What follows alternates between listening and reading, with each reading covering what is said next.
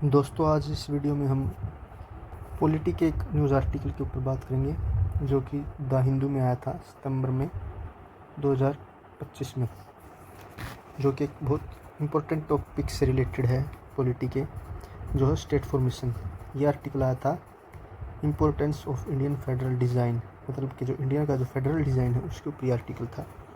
और जो लक्ष्मीकांत की बुक है या और किसी भी पॉलिटी का जो बुक है उसमें एक इम्पोर्टेंट टॉपिक होता है union states, union territories and states, जिसके अंडर जो होता है स्टेट्स की फॉर्मेशन होती है। तो इस आर्टिकल के अंदर आर्टिकल 2 और 3 की जो है बात की गई है कि किस तरह से जो हमारे जो स्टेट्स हैं वो उनका फॉर्मेशन कैसे होता है। अगर कोई लैंड टेरिटरी है एक्वायर करनी है तो वो किस तरह से होता है। तो हम आज इस आर्टिकल के ऊपर बात करेंगे क्योंकि एक पॉलिटी का बहुत ही इम्पोर्टेंट टॉपिक है। चलिए देखते हैं इसको एक बार। Importance of Indian federal design, इसमें हाउ आर स्टेट्स फॉर्म्ड, ये यहाँ से शुरुआत होगी कि बताया गया होगा कि स्टेट्स जो हैं वो किस तरह से फॉर्म होती हैं।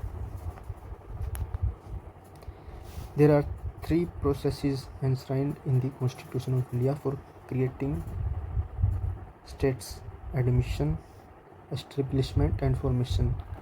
देखिए, अकॉर्डिंग टू इंडियन कॉन्स्टिट्यूशन कोई भी स्टेट है जो 3 प्रकार से जो है इंडिया में बन सकती है, वो by admission, by establishment and by formation. तो ये 3 प्रकार के जो है तरीके जो है इंडियन कॉन्स्टिट्यूशन में बताए गए हैं। इनके ऊपर मैंने जो अंडरलाइन की है ये इंपॉर्टेंट वर्डिंग होने वाली है इस आर्टिकल की, इन पर फोकस कीजिएगा। देखिए, जैसे फॉर एडमिशन, इसका मतलब समझते क्या कहते हैं कि फॉर एडमिशन, ये आर्टिकल 2A में एडमिशन के बारे में जो है डिटेलिंग है। For admission of a new state into the territory of India the entity should have its own organised political unit. ये जो आर्टिकल है आर्टिकल 2A, ये जो बात ये इस चीज़ के बारे में बात करता है कि किस तरह से जो भी एक स्टेट है या कोई टेरिटरी है वो इंडिया में मिलाई जा सकती है, मतलब आउटसाइड इंडिया की टेरिटरी से इंडिया के अंदर मिलाई जा सकती है। आर्टिकल 2A के अंदर वो बात की गई है कि किसी भी जो आउटसाइड स्टेट या टेरिटरी को है एडमिट किया जा सकता है इंडिया के अंदर अगर वो एक ऑर्गेनाइज्ड पॉलिटिकल यूनिट होगी। It is also required that admission through acquisition shall be guided by international law. अगर हम उसको इंडिया के अंदर मिलाते हैं तो उसकी जो भी प्रोसेस होगी वो इंटरनेशनल लॉ के अकॉर्डिंग होनी चाहिए, उससे बाहर नहीं होनी चाहिए। तो फर्दर इसमें आर्टिकल बोलता है कि this was the process by which Jammu and Kashmir was admitted into India territory through the instrument of accession in 1947। तो इस तरह से जो जम्मू एंड कश्मीर है वो एडमिट किया गया था इंडिया के अंदर इस प्रोसेस के तहत और आर्टिकल 2A के under. By executing this instrument under the provision of Indian Independence Act, then ruler of Kashmir Maharaja Hari Singh agreed to accede his state to India। तो वो जो स्टेट थी जम्मू एंड कश्मीर की वो इस तरह से जो है इंडिया के अंदर मिल गई थी। तो उस टाइम पे जम्मू एंड कश्मीर की डिमांड चल रही थी कि उनकी जो यूटी है उससे स्टेट में बनाया जाए। तो उसके एक्सप्लेनेशन में इस बात को समझाया था कि किस तरह से जम्मू एंड कश्मीर फॉर्मेशन में आया।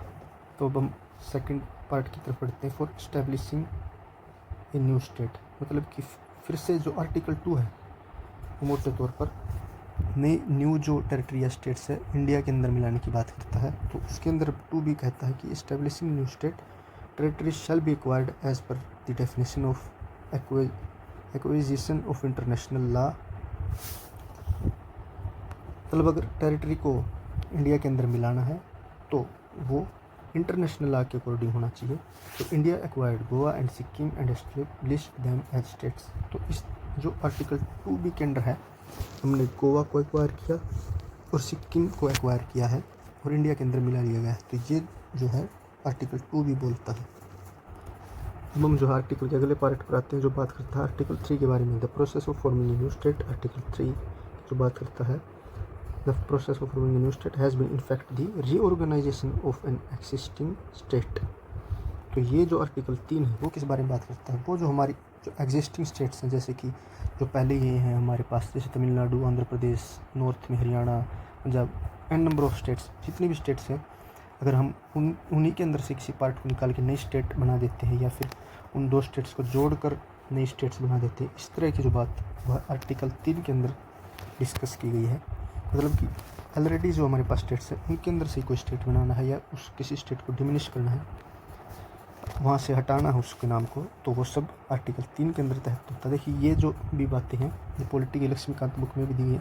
तो देखिए जो आर्टिकल आया था हिंदू में करंट अफेयर में, तो उससे ये एक तरह से पॉलिटी से लिंक होता है और एक बहुत इम्पोर्टेंट आर्टिकल है। Which lead India to take its number of 14 states in 1956 to 29 states before the enactment of Jammu and Kashmir organisation act. तो देखिए ये बता रहा है कि इसी जो आर्टिकल के अंडर है हमारे पास 14 स्टेट थी 1956 में, आज जो हमारे पास है 28 स्टेट्स हैं और Jammu and Kashmir organisation act से पहले वो 29 थी। तो वो नंबर जो है इस तरह से जब हमने नई स्टेट्स बनाई हैं वो इस आर्टिकल के अंडर बनाई है। Article 3 of the constitution provides for this process of reorganisation where in parliament में by law form a new state.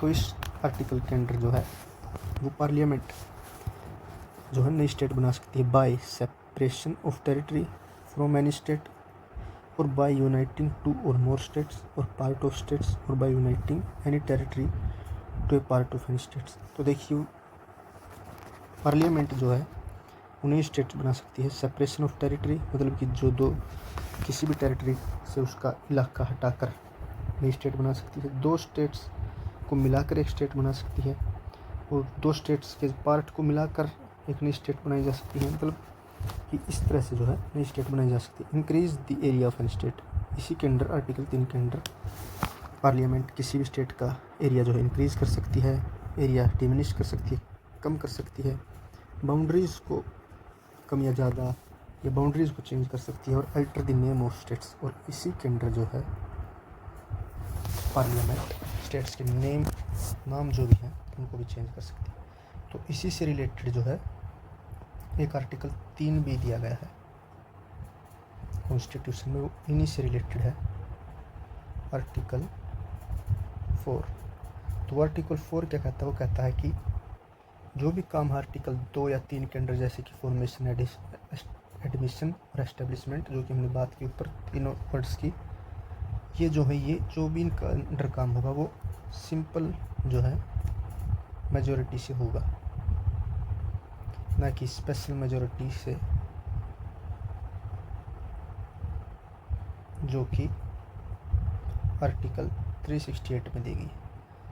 मतलब कि अगर एडमिशन, एस्टेब्लिशमेंट, कोई नया एरिया बनाना है, कोई एग्जिस्टिंग स्टेट्स में से कोई नई स्टेट बनानी है, या फिर नाम चेंज करना है, एरिया कम करना, बाउंड्री चेंज करनी, तो ये सारे काम जो है सिंपल मेजॉरिटी से जो पार्लियामेंट हमारी कर सकती है।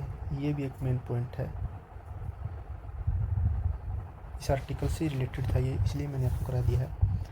पॉलिटी से अगर आप ऐसे ही आर्टिकल्स को, पॉलिटी से रिलेटेड ऐसे ही आर्टिकल्स को अगर आप पढ़ना चाहते हैं या वीडियो देखना चाहते हैं, इनका एनालिसिस जो भी है उसको देखना चाहते हैं, तो इस चैनल को फॉलो कर लीजिएगा और इस वीडियो को प्लीज़ लाइक कर दीजिएगा।